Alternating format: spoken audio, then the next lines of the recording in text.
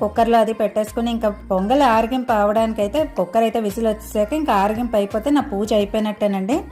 ఈ పాసురాలన్నీ కూడాను మనం ఏదైనా తెలిసి తెలియక చేసిన తప్పులు ఏమైనా ఉంటే కూడా క్షమించమని ఆ పెరుమాళ్ సేవ కోసం మన నీలాదేవిని ప్రార్థిస్తూ శ్రీకృష్ణుని ప్రార్థిస్తూ ఈ పాసురాలు ఇంకా చదువుకుంటూ ఇంకా పొంగల్ కూడా రెడీ అయిపోయిందండి. ఆరగింపు కోసం అయితే చేసేసుకుని ఇంకా పూజ అన్నీ అయిపోయాక ఇంకా కోవిల్కి వెళ్దామని అనుకుంటున్నాను. సరే, కోవిల్ నుంచి వచ్చాక అయితే ఇప్పుడు రెడీ అయిపోయి వచ్చేసానండి. కోవిల్ నుంచి వచ్చి ఏం చేద్దామని అనుకుంటున్నప్పుడు నేను ఉసిరికాయలు ఉన్నాయి కదండి, ఉసిరికాయలు అయితే కొంచెం పచ్చడి అది చేసుకుందాం, నా స్టైల్లో ఎలా చేస్తాను అన్నది ఇప్పుడు మీకు చూపిద్దాం, షేర్ చేద్దామని పచ్చడి అది చేద్దామని ఇప్పుడు ఉసిరికాయలు అది రెడీ చేసుకుని పెట్టుకున్నాను. ఆల్రెడీ ఫుల్గా వాష్ చేసుకుని క్లీన్గా నీట్గా పెట్టుకున్నాక మనం అది నిలవ కూడా ఉంచుకోవచ్చు. కాకపోతే మనం అప్పటికప్పుడు కూడా చేసుకుని అప్పటికప్పుడు కూడా తినేయచ్చు.